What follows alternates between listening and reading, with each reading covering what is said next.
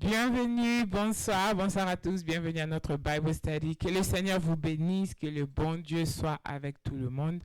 Merci d'être là avec nous. J'espère que tout le monde est prêt. Vous avez vos Bibles, vous avez vos notebooks, your phones, your iPad et surtout éloignez-vous de toutes sortes de distractions. Amen. Et comme d'habitude, je ne suis pas la seule, je suis là avec le Dr. Moses. Bonsoir Dr. Moses. Oui. Shalom Madame Luchima, shalom peuple de Dieu, nous vous aimons. Dieu vous bénisse. Amen. Bonsoir Apostle. Shalom, Dieu vous bénisse. Amen. Amen, amen. À cause du temps, we're just going to jump right into it. Je vais demander à Dr. Moses de nous conduire dans la prière d'ouverture et nous allons bénir le nom de Jésus. Amen. Père, c'est dans le nom de Jésus-Christ de Nazareth, ton Fils bien-aimé, que nous venons encore ce soir à tes pieds pour être instruits et pour être nourris de ta parole.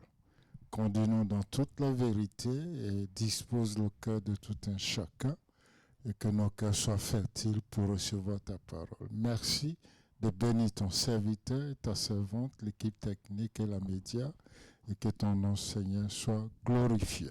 Merci, Seigneur, au nom de Jésus. Amen. Amen, amen. Amen. Amen. Alors, Dr. Moses, Apostle, Dr. Moses, Yeah. je commence tout souvent avec vous pour avoir aussi votre input de la prédication qui a été prêchée ces dimanches. That was very powerful. Amen. Et juste a quick resume, a quick summary de la prédication de ces dimanches is that le message était sur l'obéissance. Yeah. That's what the message was about. Yeah. Mais le illustration du message était la femme de Lot. Yeah. Okay? Yeah.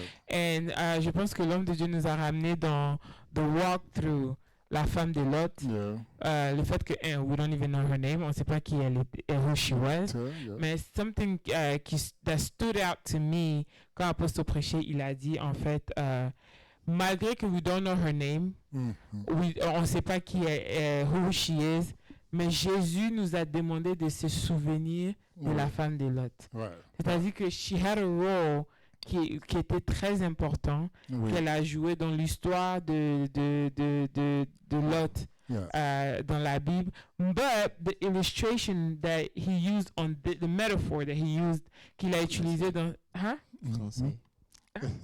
Français. Oui, L'illustration qu'il a utilisée, c'est la femme de Lot pour nous ramener à au niveau de l'obéissance et je pense aussi l'orgueil que nous avions. Ouais. Quel était votre résumé, votre compréhension de cette parole? Oui, nous bénissons Dieu parce que effectivement, comme l'a dit le bishop, de toutes les femmes qui entouraient le Seigneur Jésus-Christ ou bien qui l'accompagnaient dans son ministère, et même Marie, la Vierge, la seule personne qu'il a trouvée pour illustrer, pour dire, souvenez-vous, ce fut la femme de Lot. Ouais. Parce qu'elle a un grand enseignement à nous donner. Et comme il a dit dans la prédication, c'est dommage de voir que malgré tous les efforts de Dieu de les sauver, d'abord il a parlé de la résistance.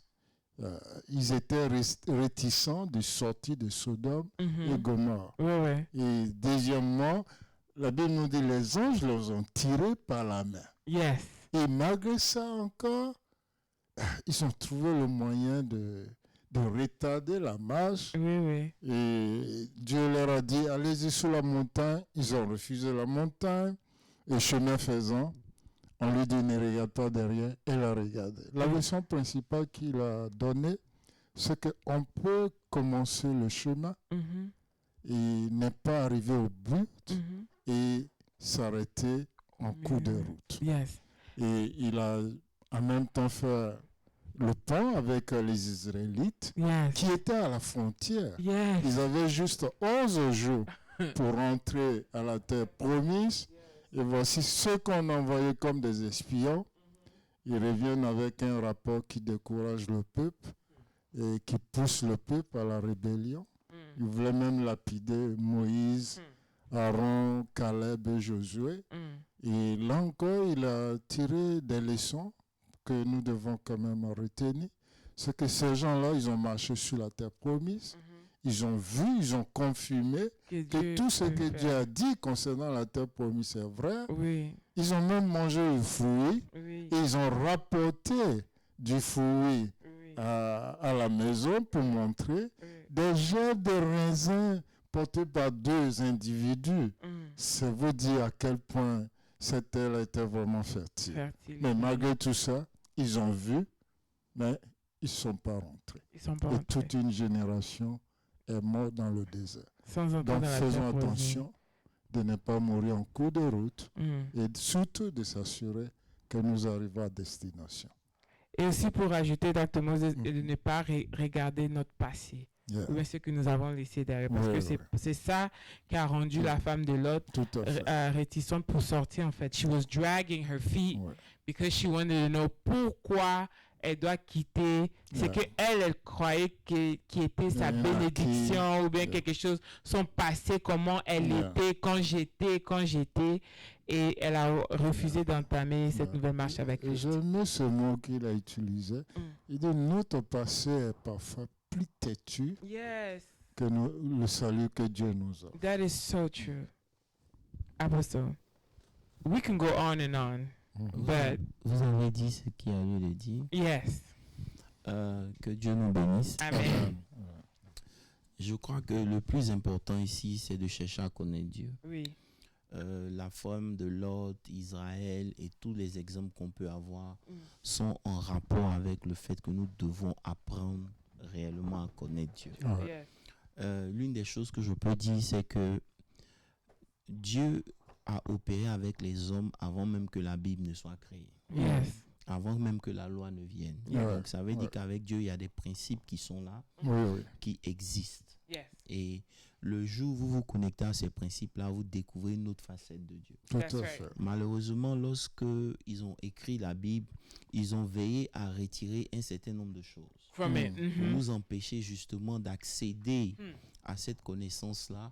Ils ont décidé, ils ont choisi ce que nous devions croire afin qu'on puisse dépendre toujours du système. Vous comprenez un peu? Donc ça veut dire que les religions sont venues simplement parce qu'ils ont voulu contrôler ce que les gens doivent croire. Vous me suivez? Et donc il y a des choses qui, avec la connaissance, parce que la Bible dit que dans les derniers temps, la connaissance sera accrue. Donc ça fait qu'on commence à découvrir un certain nombre de choses qui n'ont rien à voir avec ce qu'on croit. Vous comprenez un peu? What does accrue mean? Accrue, augmenter. Oh, okay. Voilà. Donc ça veut dire que la connaissance augmente maintenant. Et si vous regardez bien, vous voyez qu'il y a des gens qui ne connaissent pas Dieu, mais qui mettent en principe, en valeur, en pratique de Dieu. Voilà. Et ça fait que leur vie est carrément différente de la nôtre parce que eux, ils obéissent avec des principes qui sont déjà là. Vous me suivez un peu? Vous ne pouvez pas entrer dans quelque chose ou faire quelque chose si vous ne croyez pas en cette chose. Vous me suivez un peu? Mais malheureusement, comme la religion nous a réduits, on a mis tout sur Dieu et on a oublié notre part de responsabilité. Vous comprenez? Et ce manque de responsabilité que nous ne prenons pas souvent, fait que aujourd'hui nos vies sont le résultat de ce que nous voyons. Donc c'est ce qui traduit plus ou moins le message dans lequel on est en fait. All this time, Apostle. All these years. Okay. All right, let's go. Voilà, donc il y a effectivement, dimanche on a parlé, mais il faut d'abord qu'on parle de l'obéissance. Vous voyez, dans l'histoire de la femme de Lot, dans l'histoire d'Israël, c'était un problème d'obéissance. C'est ça. Mais l'obéissance n'est pas quelque chose qui se fait de façon simple. L'obéissance va demander à ce que vous appuyez sur quelque chose de vraiment solide, qui est la parole de Dieu. Il faut avoir foi en Dieu. Et cette foi-là ne grandit pas seulement comme ça, en un jour. Vous voyez que Dieu a pris le temps de façonner Israël. Vous me suivez un peu? Mais avant même de parler d'Israël, vous voyez qu'un ange, des anges même, viennent chez Lot. La femme de Lot s'aperçoit que c'est des anges. Elle sait que c'est des anges. Et ces anges lui disent, on est venu pour détruire parce qu'il n'y va rien rester. Vous me suivez un peu? Mais malgré la présence de l'ange, des anges, malgré la présence de tout ce que Dieu a fait en Israël, d'abord, traverser, quitter même l'Égypte. Oui. Il fallait la main de Dieu. Oui. Parce que l'Égypte était la puissance la plus grande au monde. Oui. Donc on ne peut pas sortir de l'Égypte comme ça. Oui. Dieu les a fait sortir. Oui. Dieu ne les a pas fait sortir à vide. Il leur a permis que des gens qui étaient leurs maîtres, finalement, leur donnent l'argent qu'ils n'ont même pas demandé. Ouais. Vous comprenez? En plus de cela, Dieu les a fait traverser un obstacle que personne auparavant n'avait déjà traversé. Vous comprenez un peu? Yeah. Traverser la mer Rouge, c'était quelque chose de grand. Je ne sais pas si vous comprenez ce que je veux dire. Voilà, donc traverser la mer Rouge, déjà, c'était un signe que Dieu était avec eux. Mais malgré tout ça, lorsqu'ils sont arrivés au bord, à la frontière, on a vu ce qui s'est passé. Donc, ça veut dire qu'aujourd'hui, si nous approchons la parole de Dieu, nous devons faire très attention. Ce n'est pas seulement l'ennemi, c'est aussi nous-mêmes. Nous-mêmes, ok. Donc, la parole de Dieu s'adresse à nous.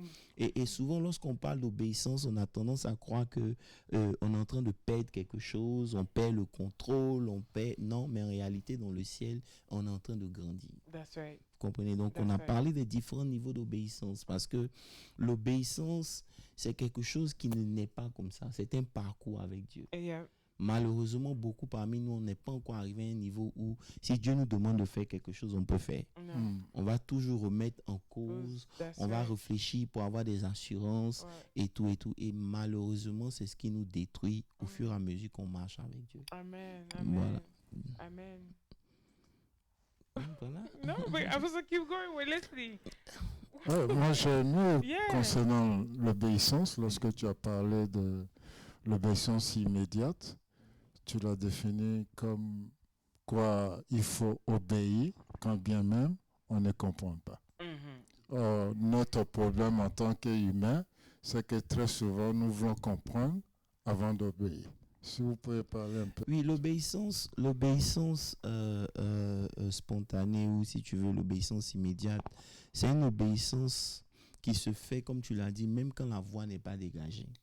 Beaucoup de gens cherchent à comprendre, à voir, alors que lorsqu'on arrive à un certain niveau, c'est le pas que nous faisons avec Dieu qui nous donne de mieux voir le chemin. Donc, chaque pas que nous faisons dégage la voie. Vous comprenez? Dieu n'est pas quelqu'un qui veut qu'on se base seulement sur ce qu'on connaît, mais il veut qu'on se base sur la relation. Enfin, en d'autres termes, il ne veut pas qu'on s'appuie seulement sur l'information, mais il veut qu'on lui fasse confiance pour savoir qu'au-delà de ce qu'il vous demande, il a déjà travaillé le territoire. Vous me suivez un peu? Aujourd'hui, nous sommes à une croisée de chemin où il faut prendre des décisions quand il s'agit de Dieu. Dieu existait avant notre intelligence. Dieu existait avant que même nous comprenions les choses de Dieu. Donc, on ne peut pas utiliser notre intelligence pour vouloir remettre en cause les choses que Dieu nous demande. Vous comprenez? Et c'est un piège. Lorsque l'obéissance est faite spontanément, avant même que le mind ne réfléchisse, vous allez voir que cette obéissance-là, elle vous établit dans la foi. Parce que vous arrivez à un niveau où votre foi en Dieu est tellement grande que vous n'avez même pas peur. Il n'y a pas d'hésitation, il n'y a pas de Seigneur, je veux des preuves. Non. Elle fait, vous obéissez et puis ensuite, maintenant, vous comprenez. Vous comprenez un peu? Voilà, c'est comme quand Dieu demande à Philippe de partir dans un endroit bien précis. Il ne sait pas c'est quoi, mais là-bas, il y avait un eunuque qui l'attendait. Vous me suivez un peu? Donc, Dieu est quelqu'un qui n'est pas un homme. Et c'est ça le problème. On veut approcher les choses de Dieu avec notre pensée humaine.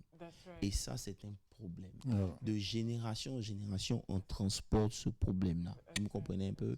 Et c'est pour ça que l'ennemi se plaît lorsque nous n'obéissons pas. C'est l'une des choses les plus puissantes qu'il a. Comme j'ai dit, il ne peut pas vous empêcher d'écouter la parole. Il peut pas si vous écoutez, vous allez croire. Lorsque vous commencez à croire, il va essayer d'emmener le doute. Lorsque le doute ne peut pas, il va vous donner de ne même pas comprendre. Mais quand vous comprenez tout et tout, son dernier obstacle, c'est l'obéissance. Et c'est là où beaucoup parmi nous restons et nous échouons. Tu comprends un peu? So, okay, I know you're going a little bit faster. What you're saying is, the things that the enemy uses against us is, d'abord, he doesn't want us to hear it. But no, whenever we hear it, he brings the doubt, on doute. And then whenever we're like, no, I believe it. When you start to believe, you take away, tu enlèves le doute. La dernière des choses that he does is, malgré que tu as entendu, et que tu as compris et tu as cru. Tu peux entendre, mais ne pas comprendre. Tu comprends un peu. Maintenant, quand tu comprends, il va maintenant essayer de s'aimer le doute. The doubt, okay. Lorsque le doute ne réussit pas, il va t'emmener maintenant à, comment on appelle ça, à douter. Et à obéir, voilà. Et c'est là où il se cache. Parce que chaque pas d'obéissance augmente votre croyance en Dieu. Vous comprenez un peu? Ça veut dire quoi? Dieu ne mesure pas notre croissance comme nous on mesure. Tu comprends un peu? Nous, on mesure notre croissance par les résultats. C'est-à-dire que quand on voit les résultats, on dit non. Mais lui, il mesure notre croissance par la fidélité. Amen. Vous me suivez un peu? Nous, on célèbre les fruits. Mais lui, il célèbre le cœur qui lui fait entièrement confiance. Vous comprenez un peu? Donc, le fruit véritable de l'obéissance n'est pas toujours visible. C'est-à-dire qu'il y a des moments où on a fait, on n'a pas vu. Et il va utiliser ça pour nous décourager. C'est en cela que vous prenez, par exemple, le cas de Naaman. Il était général, il était grand dans son pays, mais Dieu lui demande de faire quelque chose de trop simple. Et souvent, c'est tellement simple que ça commence ça tourne au ridicule. Je me souviens un peu. Et il s'est offusqué. Il a dit, mais attends, est-ce qu'il n'y a pas d'eau en Syrie pour que moi, j'aille nager dans les eaux sales du Jourdain? Vous comprenez un peu? Mais c'était dans l'acte que la puissance se cachait. Vous comprenez? Donc, la parole est puissante, c'est vrai, mais c'est dans l'obéissance que cette puissance-là se dégage. Vous me suivez un peu? Donc, le pouvoir ne réside pas dans l'instruction seulement, mais dans l'obéissance à ces instructions-là. Donc, Dieu cache chaque miracle dans des petites actions de foi. Ça veut dire que Dieu peut te demander, par exemple, de pardonner. C'est une petite action, mais il y a un miracle qui est caché derrière. Tu vas voir que le fait que tu te sois réconcilié la personne, 5 jours après, la personne tombe sur un contrat et il savait que toi, tu fais ce qu'il faut. Mais comme vous n'étiez pas réconcilié avant, il ne va pas venir vers toi. Mais à partir du moment où il y a eu la réconciliation, ce petit pas, c'est ces excuses bêtes même que tu peux dire, tu vois un peu, ou bien des habitudes que tu laisses tomber. Dieu opère miracle à partir de là. Donc c'est dedans que se cache la faveur qu'on recherche. Beaucoup de gens prient, Seigneur, donne-moi ta faveur, c'est vrai. Mais la faveur se cache dans l'obéissance. Alléluia. Voilà, et c'est ça. Et c'est usually quand on arrive dans ce moment, c'est à pour ça que nous, on commence à faire sortir de sagesse, que non, on choisit même certains versets bibliques qui contredisent ce que Dieu est en train de dire parce qu'on s'est dit que pour justifier un peu notre raisonnement. C'est vrai que souvent, lorsque, comme je disais au début, l'obéissance est souvent vue comme une perte, tu n'es pas intelligent, tu vois un peu, ou bien tu perds ton confort, tu n'es pas obligé, tu n'es plus en train de comment on appelle ça, de produire tes propres désirs, tu mets tes désirs à côté. Mais au ciel, et le diable, il voit une transformation. Parce que à chaque fois que vous obéissez, Dieu ne change pas seulement votre situation, mais il vous transforme vous-même. Et c'est ça qui fait que souvent l'orgueil devient humble, tu vois un peu. La peur perd sa force, vous comprenez un peu. Et l'agitation donne place à la paix, vous comprenez. Donc l'obéissance est le processus pour mûrir, pour devenir mature. Parce que c'est là que la foi s'enracine dans les choses de Dieu qui vous donne de pouvoir résister à toutes sortes de tempêtes. Parce que lorsque vous obéissez à Dieu, vous vous rangez du côté de Dieu. Et comme vous savez que vous avez obéi à Dieu, il n'y a pas de tempête qui peut vous faire peur parce que vous savez que vous êtes dans le bon. Et c'est pour ça que la Bible dit que si votre cœur ne vous condamne pas, vous avez de l'assurance auprès de Dieu. Et tout ce que vous demandez à Dieu, vous croyez qu'il va le faire. Vous comprenez un peu? Et en faisant ces choses, vous êtes en train de construire quelque chose qui fait que l'obéissance devient de plus en plus facile pour vous. Vous comprenez? C'est un processus dans lequel Dieu nous engage pour nous aider. Tu comprends un peu? À pouvoir build cette confiance-là et à marcher dans l'obéissance. Parce que l'obéissance est quelque chose que l'homme n'aime pas de façon naturelle. Oui, parce que souvent, et usually, I'm just guessing, ça vient dans notre vie dans des moments très inconvénients en fait. Ou bien ça vient dans nos vies ou dans le moment où tu te poses la question, est-ce que ça vraiment c'est Dieu qui veut ou bien ça c'est une attaque de famille? Et c'est pour ça que souvent il est important de ne pas regarder forcément dans un rapport immédiat. Ça veut dire quoi? J'ai obéi, je veux voir. Non. Souvent, il y a des périodes où même quand vous obéissez, vous ne verrez rien. Mais si vous regardez de plus près, il y a eu un changement qui s'est opéré en vous. Ouais. Vous devenez quelqu'un dans le monde spirituel. Vous comprenez un peu votre identité là. Elle se fortifie, il y a une autorité qui se dégage. Vous comprenez un peu? Voilà. Donc, il n'y a pas plus grande joie que de savoir que Dieu est avec vous. Et si vous, par exemple, quand on lit la Bible, on voit que ce qui a fait que, selon vous, pourquoi Pierre est devenu celui-ci à qui Dieu a confié, et Jésus a confié l'Église. Il dit, tu es Pierre, sur cette pierre, oui, on sait que c'est la parole, c'est la révélation. Mais pourquoi c'est à Pierre qu'il a confié l'Église? Parce que la première fois, quand il demande à Pierre de jeter son filet, Pierre obéit. Oh my, I didn't even think about it. Justement. That's right, to catch fish, voilà, Pierre était un pêcheur aguerri. That's right. Il a pêché toute la nuit, pasteur Moïse. Il n'a rien eu. Vous comprenez un peu? Et lorsqu'il n'a rien eu, il est en train de laver ses filets. That's right. Et Jésus vient, tout bon pêcheur ne pêche pas dans la journée. C'est clair. Et il préfère pêcher la nuit parce que la nuit, les poissons remontent pour prendre l'oxygène et tout. Mais quand Dieu lui dit, il dit sur ta parole. Il n'a pas réfléchi. Non. Il n'a pas dit Seigneur. Et non. Il a fait. Et parce qu'il a posé ce tact-là, tu comprends un peu, il a grandi et ça l'a établi dans sa confiance. C'est pour ça que vous voyez que pendant qu'ils sont sur la barque, là, la seule personne qui dit à Jésus, si c'est toi, dis que je vienne, c'est encore Pierre. C'est encore Pierre, oui. Vous comprenez un peu? Il n'est pas parfait, vous comprenez un peu, mais il y a quelque chose que Dieu a construit en lui. Au travers les différentes étapes de sa vie. C'est pour ça que souvent, lorsque vous regardez la bénédiction seulement du point de vue matériel, vous vous perdez. Parce que la bénédiction et l'obéissance n'agit pas seulement pour vous redonner quelque chose en retour. C'est pas une marchandise ou bien un moyen de transaction avec Dieu. Dieu utilise ça pour bâtir un certain fondement en vous. Est-ce que vous comprenez un peu? Et donc l'obéissance devient quelque chose de comment on appelle ça, commutatif. C'est-à-dire ça s'augmente, ça agit. Chaque pas vient s'agiter sur un autre pas. Vous me comprenez un peu? C'est ce que tu as dit en résumé, que notre obéissance ajoute du poids à notre autorité.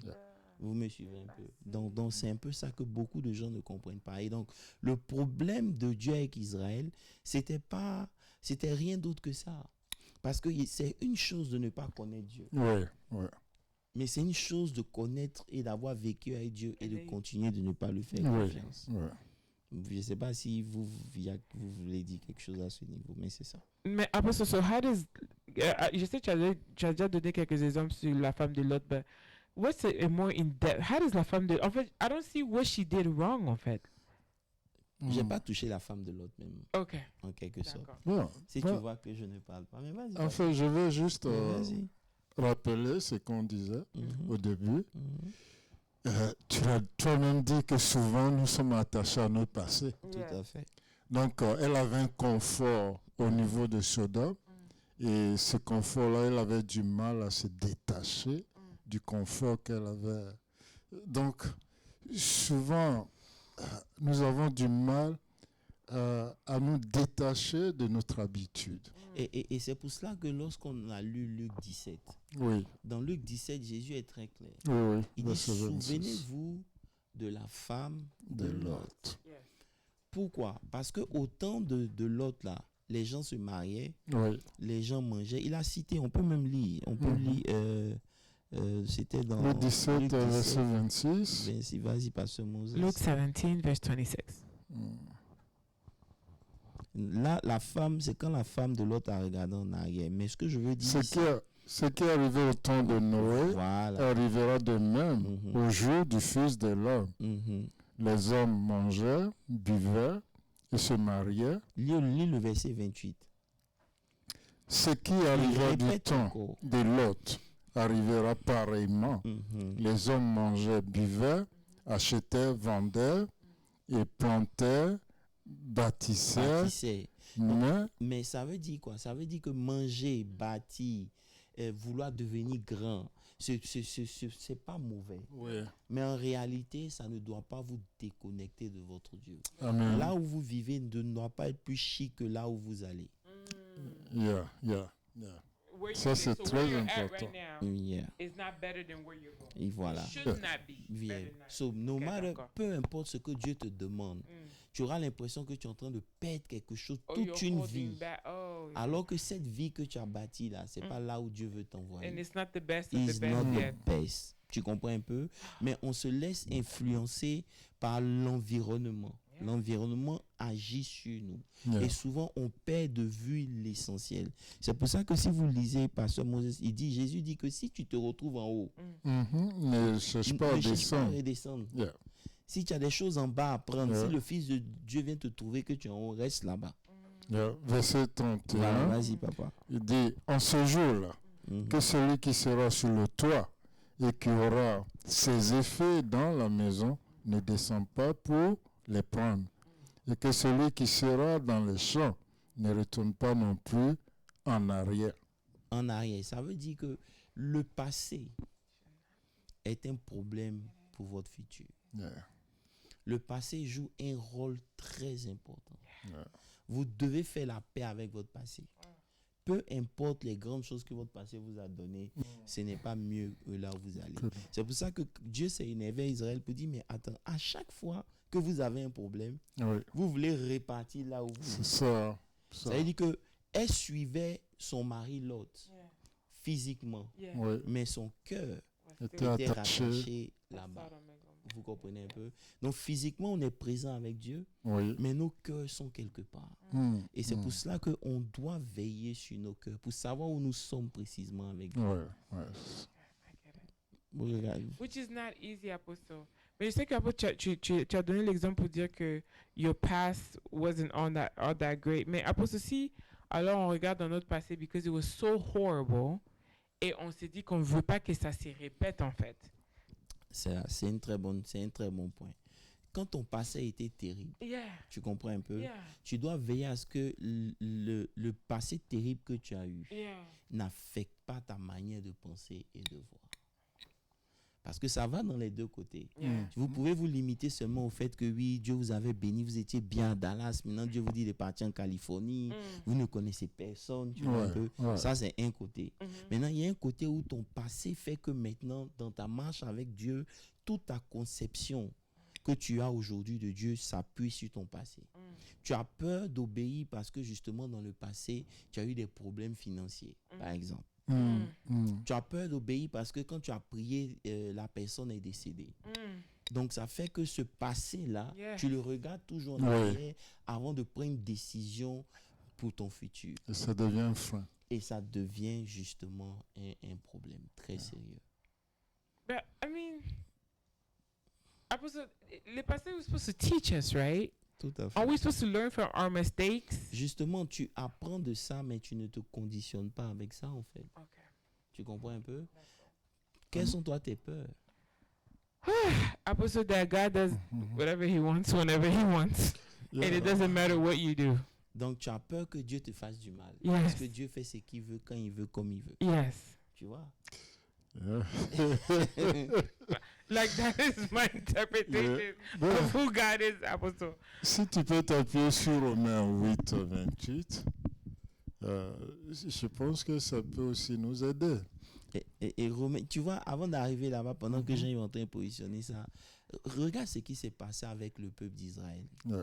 Quand ils sont partis, ils sont revenus.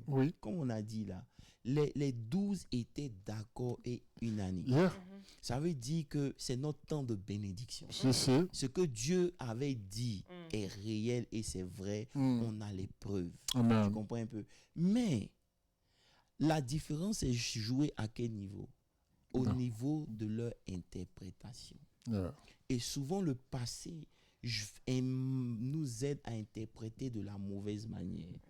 Tu comprends? Ça veut dire que, par exemple, quand tu as été blessé, tu es sur tes gardes. Ce n'est pas mauvais. Tu comprends un peu? Mais tu dois faire attention à ce que ces gardes-là ne t'empêchent pas de rentrer dans la nouvelle saison dans laquelle tu t'en vas. Mais Apostle, micro. Ok, parce que oui, I understand le garde, mais et si tu as eu une expérience avec Dieu where you utilize tout ce qu'il te demande de faire, c'est même pas que les gens. You utilize hope, you utilize faith and belief, and you did not doubt. Mais le résultat était toujours pas dans ta faveur. Maintenant, quelle interprétation tu auras de ça, en fait, apôtre? Ça veut dire, c'est ce que je dis, ta conception de Dieu doit changer. Si tu rentres avec Dieu en marchandant, tu seras déçu parce que souvent Dieu ne veut pas marchander avec toi. Je ne sais pas si tu comprends ce que je suis en train de dire. I don't know what marchander means. Marchander, ça veut dire que vous discutez, vous échangez. Faire des échanges de deals, tu comprends? Okay.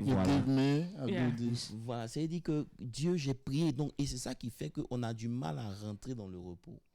Parce que jusqu'à présent, on justifie tout ce qu'on reçoit par les efforts que nous faisons. Oui. Nous sommes en guillemets des légalistes. Voilà, ça veut dire, tu te rappelles, on avait dit la dernière fois que l'homme commence à exister dans le repos de Dieu. Yeah. Quand Dieu finit de le créer, c'est le repos qui commence. Yeah. Il doit s'appuyer sur Dieu. Yeah. Mais malheureusement, la société a fait qu'aujourd'hui, celui qui ne travaille pas, celui qui ne fait pas ceci, donc on est rentré dans une mentalité où on mérite. Donc tu te dis que comme j'ai prié là, Dieu doit répondre. Et quand Dieu n'a pas répondu, automatiquement, il y a une frustration qui naît. Okay. I see what you're saying. Je ne sais pas si tu comprends. I see what you're saying. Okay. Voilà. I get Maintenant, il faut faire attention. Quand on parle de la femme de Lot, il y avait des instructions qui étaient très claires. Oui. La première instruction qu'il leur avait dit d'abord, il dit d'échapper. Tu comprends un peu? Yeah. Tu dois sortir de You là. need to get out of there. Okay. Là, Dieu peut t'aider même à sortir. Yeah. Il n'y a pas de problème. J'étais en train de méditer sur le fils prodigue parce que c'est un test qui me fatiguait en fait. Mais lorsque vous étudiez bien, la Bible ne parle pas du fils prodigue, la Bible parle d'un père qui avait 2 fils. Yeah. C'est nous qui avons juste mis l'accent sur le premier, le petit qui est parti. Yeah. Mais la réalité là, celui qui est resté, il avait de sérieux problèmes. Yeah. He really did. Ça veut dire que il est le sujet principal même de... Il est le sujet principal. All of us. Parce que c'est nous. Yeah. C'est aussi Israël. Yeah. Parce que... J'ai pas envie de gâter. Mais... No, mais si. Lord, I stayed with you. I did not disobey. 2. I still kept doing everything I did. 3. But you did not celebrate me. Tu ne m'as jamais donné un chevron. No. Que ça veut dire que il a basé ce qu'il recevait sur le service qu'il est en train de faire. Et quand les services-là n'ont pas donné ce que lui, il pensait recevoir, automatiquement, c'est devenu un problème. Et ce que vous ne savez pas, c'est qu'il a disrespecté le père. Parce que quand le père a fait la fête pour son fils, il a invité tout le monde. Et quand les invités de ton père sont là, et que tu as dit de venir, et que toi tu dis que tu ne rentres pas, tu as désobéi au père plus que le fils qui est parti. C'est un manque de respect. I'm hurt. Justement. I'm hurt. Pourquoi? Because I stayed with you. Mais tu es dans ma maison. C'est là le problème. Et c'est de ça qu'on est en train de parler depuis un certain temps. Il y a des choses qui t'appartiennent. Tu n'as même pas besoin de faire un effort pour avoir. This is so tricky. This is mind games. Okay. C'est not a mind game. No, you're right. You're right. Regardez par exemple. On va toucher ça un peu. On va revenir dessus un autre jour. Quand le fils prodigue est rentré en lui-même. Oui. Mais est-ce que vous savez que c'est pas la Bible, nulle part la Bible dit qu'il allait gaspiller son argent et les prostituer. C'est le frère qui a dit. Ouais. Lis ta Bible. C'est le frère qui a dit que ton fils que voici, il après avoir dilapidé son argent et les prostituées, mais la Bible ne nous a pas présenté ce frère-là comme étant allé chez les prostituées. Mais comme l'autre frère jaloux voulait aggraver la situation du frère, il a ajouté des choses pour le disqualifier quand lui-même il n'en avait pas. Pour Because you spend a lot of time reading the Bible. Okay. You really do. Like, because I could have never picked up on that one. What? Jamais. Jamais. La Bible, nulle part. La Bible dit qu'il a gaspillé son argent dans des trucs. Mais la Bible n'a pas dit qu'il a connu les prostituées. Mais c'est le frère qui a dit Il a gaspillé ton argent avec les prostituées et tu fais une fête pour lui. Maintenant, regarde la chose qui m'a marqué. Je vais m'arrêter là parce que je ne vais pas rentrer dans ce message-là. C'est un message que je prépare. La Bible dit que quand il est rentré en lui-même, il s'est dit quoi?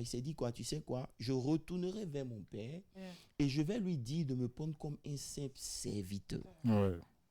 Tu comprends un peu? Donc, je vais travailler pour mériter ma nourriture. Mais ce n'est pas comme ça qu'on vit avec le Père. C'est nous qui avons mis ces choses-là, les conditions. Si je fais ça, Dieu va me donner. Donc, il y a des gens qui payent leur dîme, pas par amour. Il y a des gens qui servent Dieu, pas par amour. Et tout ce qu'ils font, ils le font dans le but de recevoir quelque chose. Et c'est pour ça qu'ils sont dans la maison, ils sont avec Dieu, mais ils sont frustrés. Parce que Dieu, c'est pas ce qui est important.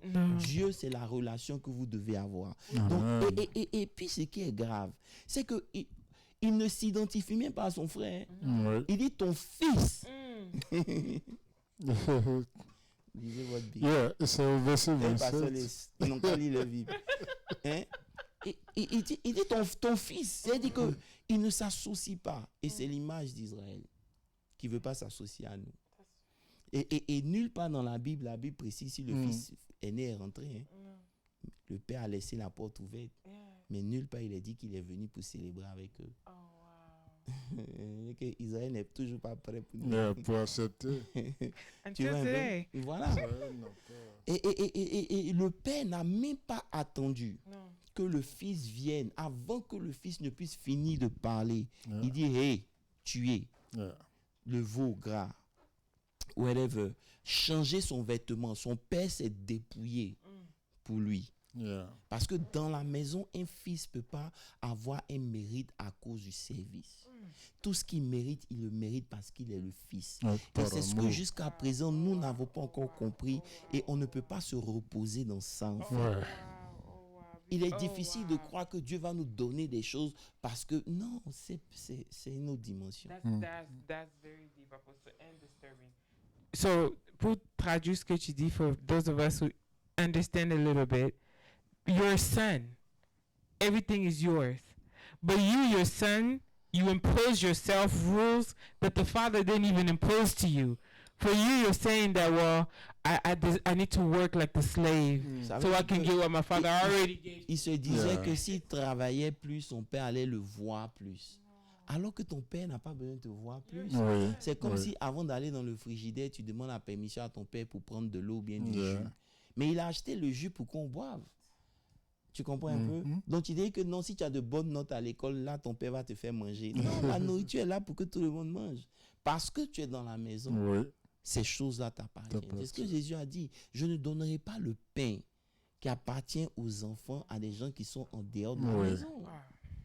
Tu comprends un peu? Et lorsque tu commences à vivre comme ça, tu commences maintenant à t'appuyer sur ta confiance en Dieu. Tu comprends un peu? Tu commences à voir qu'il y a une partie de toi qui est déjà bénie. Il y a une partie de toi, il y a un toi qui a déjà la maison que tu veux. Il y a un toi qui a déjà le mariage. Il y a un toi qui a déjà ses enfants. Il y a un toi qui a déjà les promesses de Dieu. C'est pour toi. Tu comprends un peu? Tout ce dont tu as besoin, c'est de les saisir par la foi. Et c'est là que nous ne... Parce que nous sommes paresseux et que nous ne voulons pas nous engager, on se repose sur Dieu. Dieu, donne-moi. Non.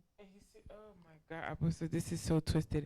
Apostle, est-ce que ça n'explique pas le level of low self-esteem que nous avions envers le Seigneur, envers nous-mêmes, envers la vie? Nos prières ne sont pas exaucées aussi, tout. Tu comprends un peu? Voilà. Et c'est pour cela, dans la femme de Lot, quand j'ai parlé dimanche, j'ai parlé de l'attention. Ça veut dire quoi? Où tu mets ton attention, c'est sérieux. Tu comprends un peu? Ton attention, là, c'est là où tu es. Beaucoup de gens se disent que si je fais ça, Dieu va faire ça. Non, c'est pas comme ça. Vous comprenez un peu? Notre attention, tu dois apprendre à identifier ce qui retient ton attention, en fait. Qu'est-ce qui domine tes pensées? C'est la clé. Qu'est-ce qui motive? Qu'est-ce qui te motive? Vous comprenez un peu? Parce que si ton attention, c'est ce que tu laisses derrière, si ton attention, c'est ce que tu perds, si ton attention est ce que tu n'as pas, il te sera difficile de rentrer dans la bénédiction de Dieu. Elle, son attention était sur ce qu'elle perdait. Tu comprends un peu? Parce que souvent, l'obéissance va te demander de perdre quelque chose. Mais ce que tu perds, ce n'est pas ce qui est plus grand. Tu comprends? Et il a même dit dans la suite du verset, celui qui perdra sa vie la retrouvera, et celui qui voudra la garder la perdra. Bon, j'ai paraphrasé le verset. This is heavy. This is heavy. And I think it also demonstrates the love of God for us, en fait. I know que tu as juste parlé de prodigal son, but it's as if like the Lord is like, I'm not going to love you more. I already love you enough. Like, tu as déjà... C'est vraiment important parce que lorsque vous découvrez la parole de Dieu, il y a quelque chose qui change en vous. Parce que Moses, tu sais que lorsque l'enfant est parti, c'est un déshonneur pour un père qui est vivant. Il a le droit d'appeler tout le monde pour dire à partir d'aujourd'hui, Jean n'est plus mon fils. Tu comprends un peu? Il est banni. Tu comprends un peu? Et lorsque l'enfant revient, ce que vous ne savez pas, c'est que quand l'enfant est en train de revenir, la ville l'attend. On doit le lapider et on doit le frapper. C'est ce qui explique que son père quitte son honneur et court à la rencontre de son père. Et en Israël, tu ne peux pas remonter ta robe et qu'on voit tes pieds en tant qu'un père. Mais il a soulevé sa robe et il a couru dans la ville. Et les gens l'ont vu. C'est une humiliation. Mais peu importe ce que l'humiliation que le père peut avoir, l'amour pour son fils était au-delà de tout ça. Alléluia. Oh, Hosea. This reminds me of Hosea. Oh, this is too much. This is too much. Et Bishop, le fait même il est embrassé avant même qu'il rentre dans la maison. Ça veut dire qu'il venait de canceller la lapidation, la malédiction, malgré le tort que son fils venait de faire. God makes me emotional. C'est comme ça. This is so deep. This is very deep. That God will run to you. And he doesn't care what the accuser is saying, what everybody's right, they're right, but he will run to you when you come back to him. C'est pour ça que ceux qui espèrent que tu finisses mal, ils perdent le temps. Ils n'ont pas compris. Parce que si Dieu les a aimés, ils doivent comprendre aussi que Dieu aussi t'aime. Tu peux faire des erreurs, Dieu va te corriger, mais il ne va jamais t'abandonner. Et ça, c'est quelque chose que beaucoup de gens ne comprennent pas. We don't understand. Apostle, we do not understand. Et je pense que le fait que nous...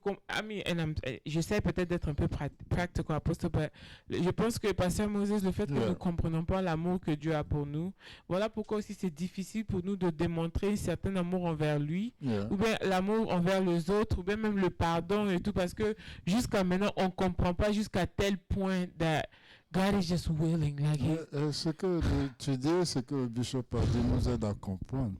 Le premier niveau de l'obéissance dont on a parlé il y a 15 jours, c'est l'obéissance conditionnelle. On ne doit pas s'attendre.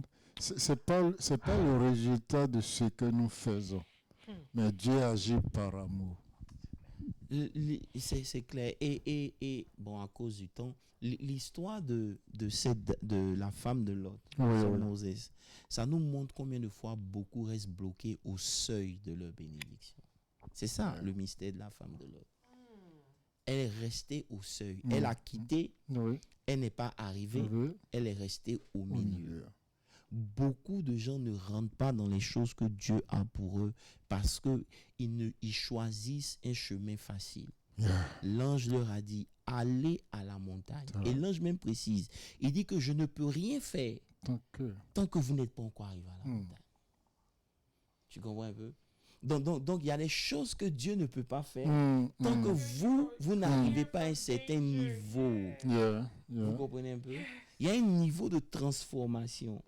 Parce que la vérité, c'est quoi? Ça veut dire qu'à la montagne de l'Éternel, c'est un niveau supérieur en spiritualité.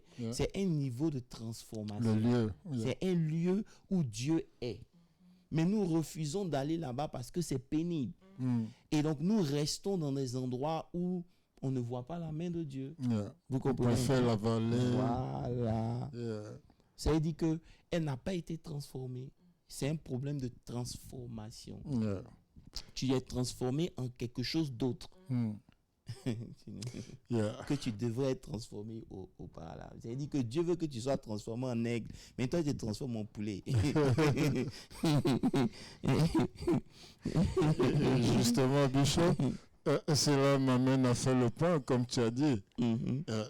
Les 40 années dans le désert, c'était la période que Dieu voulait pour eux, pour être transformés. Tout à fait. C'est pour ça que le chiffre 40, tu vois un peu, apparaît partout dans la Bible. Yeah. C'est un symbole prophétique.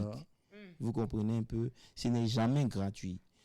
Abraham et Moïse a fait 40 jours à Sinaï sur la montagne. Élie a marché 40 jours.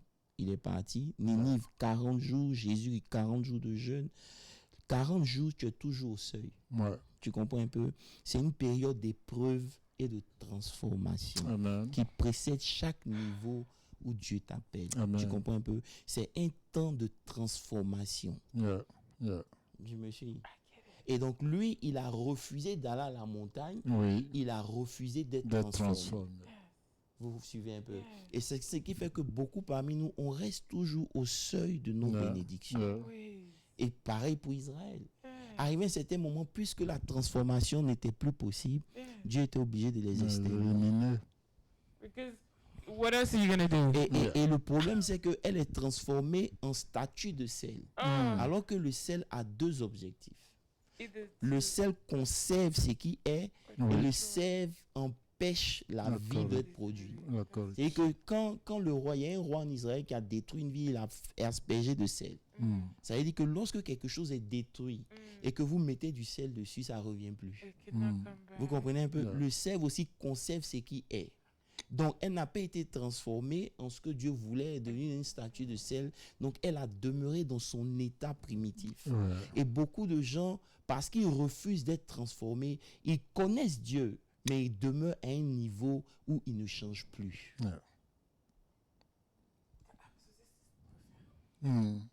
And then, so that means that you get to a point where God is so tired of you not changing, he's like, well, let's just get rid of you. C'est tout. Oh, help me, Lord, that would not be my portion. Oh, Jésus. C'est le problème. But so, a couple of examples to be more practical. Tout à fait. What can you be? Qu'est-ce que tu peux faire ou que dans notre vie aujourd'hui que Dieu dit c'est bon, c'est pas la peine, tu vas plus changer. Like in what state of mind are you? Or what? Can you just one or two? Just one or two. Tu sais, quand Dieu te parle par exemple de ton orgueil. Et que malgré les épreuves, tu es toujours orgueilleux. Qu'est-ce que tu veux que Dieu fasse? Qu'est-ce que Dieu a fait à Saül? À aucun moment, Saül ne s'est repenti. Tu comprends un peu? Saül s'est déconnecté de Dieu. Il a dit à Moïse, à Samuel, il faut prier ton Dieu pour qu'il me pardonne.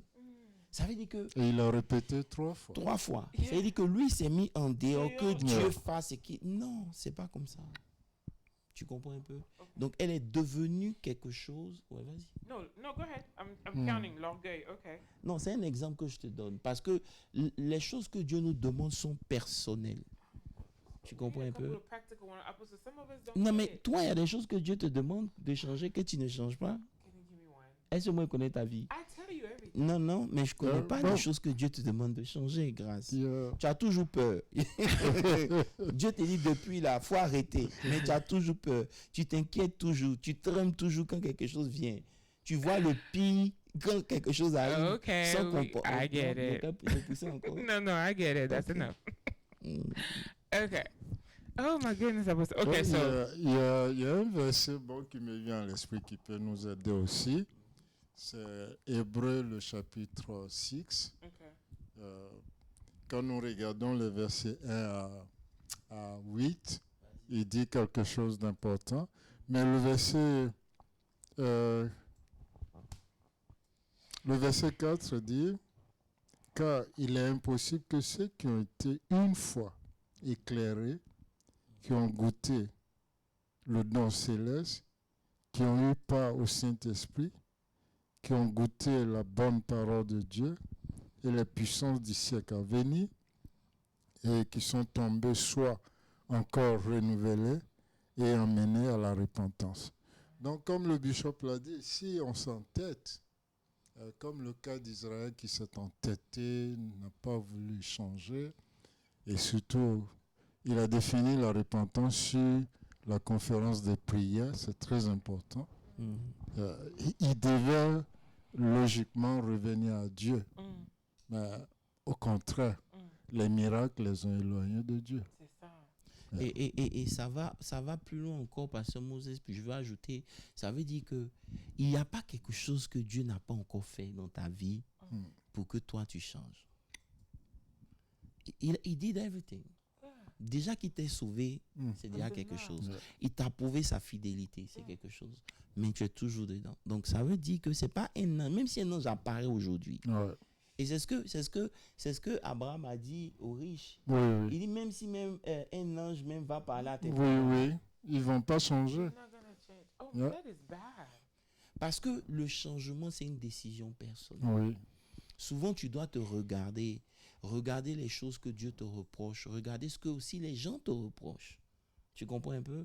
Tu ne peux pas toujours te vanter d'être bon, parfait. Nul n'est parfait. Dieu utilise les autres comme un miroir. Tu comprends un peu? Pour nous montrer nos traits de caractère qui ne sont pas bons. Ouais. Mais si ça, malgré tout ça, ça ne te change pas, c'est qu'il y a un problème. Ça me rappelle même de ce que tu nous prêchais, je pense que c'était mardi ou bien lundi, où tu parlais de Moïse, the pain that he was. But Apostle, sometimes I'm not defending our bad behavior, but I'm just saying that your hurt is so bad and it's so hard, Apostle, but that you were wounded so badly that... Qu'est-ce qui empêchait Moïse d'aller vers Dieu pour dire j'ai mal? Ouais. C'était aussi simple. Qu'est-ce qui empêchait Moïse de dire Dieu, vraiment, tu as pris Myriam, ça me fait très mal. Mais il n'a rien dit. Au contraire, il a insulté même le peuple de Dieu. Ou bien, il les a insultés. Tu comprends? Voilà, ça veut dire que la relation qu'il avait avec Dieu, Dieu est sa source. Même s'il est en douleur, tu comprends un peu, Dieu a les moyens de consoler. Tu comprends? Et c'est ça qui est notre problème. La vérité, c'est quoi? Si vous vous rappelez, dimanche en terminant, j'ai parlé de ça. J'ai dit que comment on appelle ça? Israël avait un problème d'identité. Oui. Tu comprends un peu, dans mon voilà, certaines personnes. C'est lié à l'obéissance. Voilà. C'est dit que des centaines d'années dans l'esclavage n'avaient pas brisé seulement leur corps, ça avait brisé leur perception d'eux-mêmes. Tu comprends? Et quand Dieu nous donne d'être confrontés à un certain nombre de choses, c'est pour nous révéler en vérité qui nous sommes. Ouais. Parce que souvent la perception que nous avons de nous n'est pas forcément vraie. Mais quand Dieu permet ça et que toi tu refuses d'accepter, à la fin de la journée, tu n'es pas en train d'être transformé. Tu comprends un peu? Tu as un problème dans ton identité. Vous me suivez un peu? Et comme ils se voyaient comme des sauterelles, jamais ils allaient pouvoir être des concurrents. C'était impossible. Tu comprends un peu? Voilà. C'est ça. You know, Apostle, one of the things that I may ask, parce que I know that we're coming a little, on est en train d'arriver close to time, c'est que we need a teaching about réellement c'est quoi notre identité en fait, Apostle.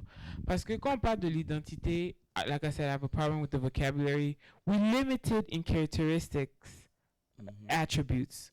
Genre, mon identité, c'est que je suis africaine, my culture, d'où je viens, je suis maman, je suis... Non, je suis... Ils sont changés, Apostle. Et ça fait que ce sont ces mêmes caractéristiques ou bien cette identité, Pasteur Moses, que nous ramenons vers le Seigneur. Exactement. On pense que, OK...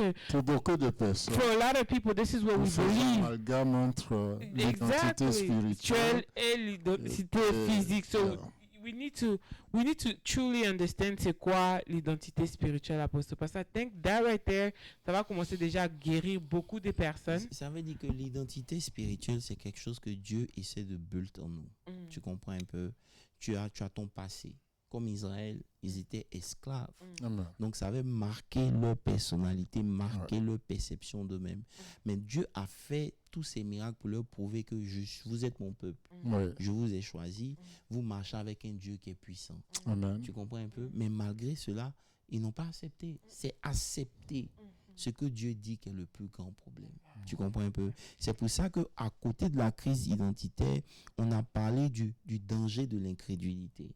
Ça veut dire qu'il y avait une crise identitaire pour Israël, il y avait un problème d'incrédulité. Beaucoup de gens se tiennent au bord de leur bénédiction à cause de leur identité. Si tu ne crois pas que tu peux avoir, tu comprends un peu, et que tu dois mériter, tu as déjà un problème. Vous me suivez un peu? Tu es le fils, le frère. Tu comprends un peu? Voilà. Le frère, là, je reviendrai dessus. Papa Jimmy, t'inquiète, je reviendrai dessus. Quand on va le démonter, vous allez comprendre que c'est l'église aujourd'hui. C'est nous. C'est pas comme si le fils prodigue, lui qui allait dépasser son argent, il n'a rien fait. Non. Ce qu'il a fait, c'est grave, mais il est rentré en lui-même. Chose que le frère n'a jamais fait malgré qu'il était avec Dieu. Pendant que l'autre, le petit frère, lui, c'est l'argent qui l'intéressait de son père. Le frère, lui, c'était la reconnaissance du père. Alors que tout ça ne va rien aux yeux de Dieu. Pour le père, le plus important, c'est que ses enfants l'aiment pour qui il était. Mais les deux ont échoué. Yes. Je ne sais pas si vous me suivez un peu. Voilà. La deuxième chose, c'est l'enjeu de l'incrédulité. Le péché d'Israël, c'était pas parce qu'il ne connaissait pas Dieu, c'est parce qu'il le connaissait. Tu comprends un peu? Pour l'avoir connu, pour avoir vu sa puissance de leurs propres yeux, malgré tout, ils ont eu du mal à lui faire confiance. Tu comprends un peu? C'est une forme d'incrédulité dangereuse. Ce n'est pas celle de celui qui n'a jamais rencontré Dieu, mais c'est celui qui l'a rencontré à maintes reprises, mais qui refuse toujours de lui faire confiance. Il ramène toujours un certain nombre de raisons, de logique dans sa marche avec Dieu. C'est un problème. Et on ne rentre pas dans le repos. Mais si on prêche, on va dire que oui, c'est des choses mystiques. Non. Dieu nous appelle pour qu'on se repose. Se reposer, c'est pas être paresseux. Le combat spirituel, c'est pas chasser les démons, c'est de croire. C'est là où tout se situe. Sinon, tu restes au bord. Je vais fermer mon iPad parce que ça commence à venir. Tu restes au bord, au seuil, parce que tu ne crois pas. C'est un problème d'incrédulité. Fais le premier pas, mais il n'arrive pas à la fin. Mais tu n'arrives pas à la fin. Parce que quand tu regardes le prix que tu dois me payer, ça te décourage. Non, je veux dire, tu sais ce que tu viens juste de dire là, où tu dis que le combat spirituel, ce n'est pas de chasser les démons, c'est de croire. If you preach this message, tu peux sauver la moitié du Congo. I'm telling you. Non, ça ne veut pas dire qu'aussi les démons n'existent pas. Non, je n'ai pas dit qu'ils n'existent pas, Apostle, mais le fait que, just to believe.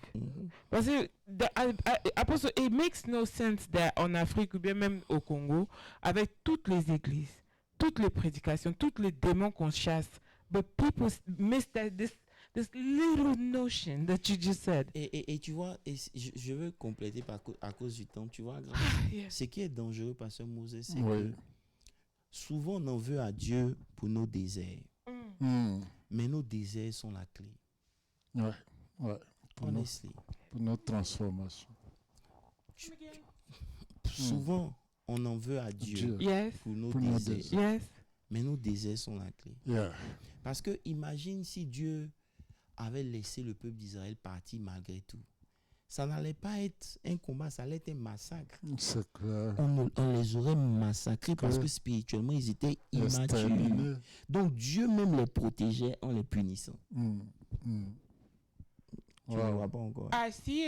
D'accord. Vous ne pouvez pas aller combattre des guerriers comme les Cananéens qui sont dans la guerre depuis. Oui. Non. Eux, ils ont commencé même avec Abraham depuis les 5 ans qui attaquaient Abraham. Là. Ils ont toute une armée. Vous des petits géants, ça vous a fait trembler. Ils ont pas, à la première résistance seulement, ils allaient capituler. Et c'est pour ça qu'ils ont toujours cherché un leader pour retourner en Égypte. Ils préfèrent être dépendants et esclaves que d'être libres et de dépendre de Dieu. C'est la mentalité qu'on a. Tu vois un peu. On préfère laisser tout dans les mains de Dieu que de dire non, Seigneur, merci parce que je crois que tu m'as donné ça. Tu vois? Ça, c'est une très grande leçon que Dieu les a enseignés. Et donc, à la fin de la journée, quand tu connais Dieu, tu comprends que les délais dans ta vie, là, ce ne sont pas des punitions. En réalité, c'est une préparation. C'est aussi la définition des 40 ans. Des 40 ans. This is my year. All right. Mais que dans tes 40 ans, tu vas dans ta bénédiction. Et ça tu dois laisser la peur et ses phobies. Apostle, it is a must. Like, it makes no sense. It will not be me who will be exterminated. Not today, God. Okay. In the name of Jesus. Amen. Merci beaucoup, Apostle. Merci beaucoup, Dr. Moses. Nous bénissons le nom de Jésus. En tout cas, toujours pour vos enseignements, la sagesse et le vase que vous êtes. Que Dieu continue to pour even more au nom de Jésus. Amen. Alors, nous avons quelques annonces très importantes. Je voulais rappeler à tout le monde, n'oubliez pas de faire vos dîmes et vos offrandes. Et on est toujours dans la semaine de First Fruit. Donc, si vous n'avez pas eu le temps de faire votre First Fruit la semaine passée, make sure that you do your First Fruit. Avec tout ce que nous sommes en train d'apprendre maintenant, it makes no sense. Like, on ne peut plus douter, en fait. Just do it. Just it, do it. Et puis on va aussi rappeler à tout le monde que nous sommes dans je peux même dire quelques jours, parce que je ne pense pas que ça sera 2 semaines, quelques jours avant que nous entrons dans notre nouvel temple. On encourage à tout le monde de faire aussi, prendre vos responsabilités pour la maison de Dieu que nous sommes en train de construire. N'oubliez pas de text give. Pour tous ceux qui sont dans le groupe WhatsApp, on envoie tout le contact dans tout le groupe WhatsApp aussi. Utilisez ce moment de prendre... de contribuer pour on puisse cross le finish line à entrer dans notre temple dans quelques